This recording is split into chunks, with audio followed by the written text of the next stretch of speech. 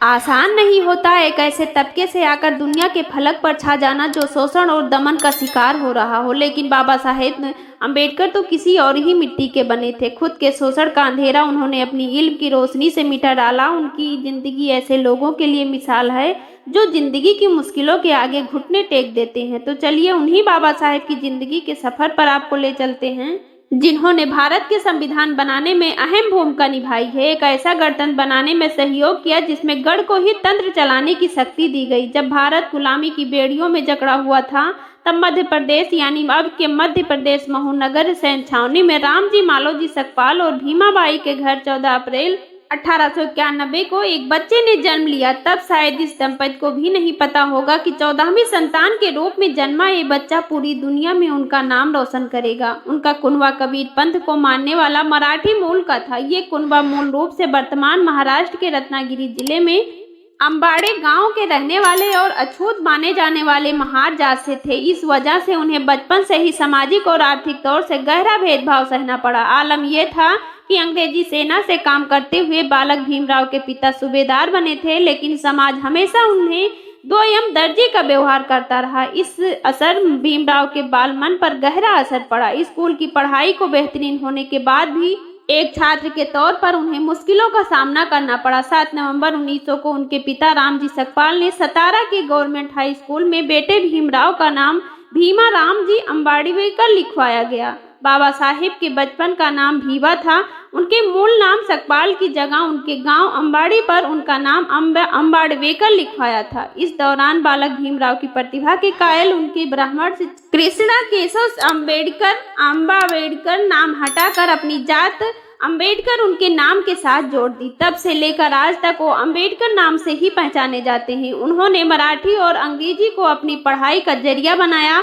कुछ वक्त बाद 1897 में उनका परिवार बम्बई या मुंबई चला आया। अम्बेडकर ने सतारा नगर में राजवाड़ा चौक पर स्थित शासकीय हाई स्कूल में 7 नवंबर 1900 को अंग्रेजी की पहली कक्षा का एडमिशन लिया।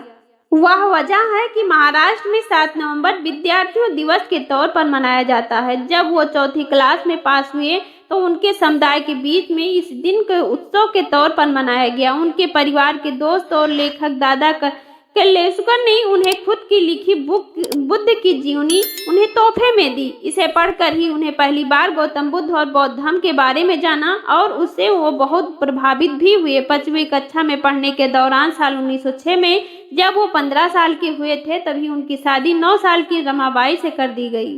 अम्बेडकर ने अपने समुदाय के लोगों से इसी बात कही जो आज भी बेहद अहमियत रखती है। उन्होंने कहा, शिक्षित हो जाओ, आंदोलन करो और संगठित हो। मैट्रिक का एग्जाम 1907 में पास करने के बाद बाबा साहेब ने अगले साल एल्फिंस्टन कॉलेज में दाखिला लिया। शिक्षा में इस स्तर पर पहुंचने वाले वो अपने समुदाय से पहले शख्स थे। साल 1912 तक बॉम्बे विश्वविद्यालय से अर्थशास्त्र और राजनीतिक विज्ञान में ग्रेजुएशन करने के बाद वो बड़ौदा सरकार का काम करने लगे। 22 साल की उम्र में वो संयुक्त राज्य अमेरिका गए। वहां सयाजीराव गायकवाड़ तीसरे की एक योजना के तहत न्यूयॉर्क के कोलंबिया विश्वविद्यालय में वजीफे पर पोस्ट ग्रेजुएशन किया। इसके बाद लंदन स्कूल ऑफ इकोनॉमिक्स में पोस्ट ग्रेजुएशन किया।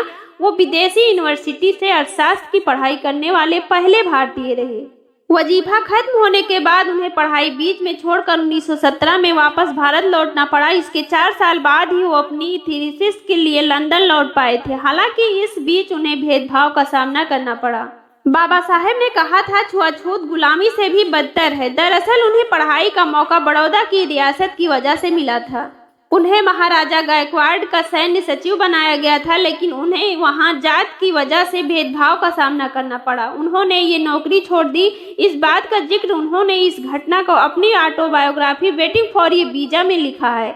इसके बाद प्रेसेंगर जिंदगी से अर्थशास्त्र के प्रोफेसर और वकालत भी की, लेकिन उनकी बाद की जिंदगी राजनीतिक गतिविधियों में अधिक बीती। वो भारत की आज़ादी के लिए सक्रिय रहे। उन्होंने इसके लिए पत्रिकाएं भी प्रकाशित नहीं की बल्कि चर्चाएं भी की। वो अकेले भारतीय शख्स थे जिन्हें ब्रिटिश हुकूमत ने साइमन कमीशन का मेंबर बनाया था।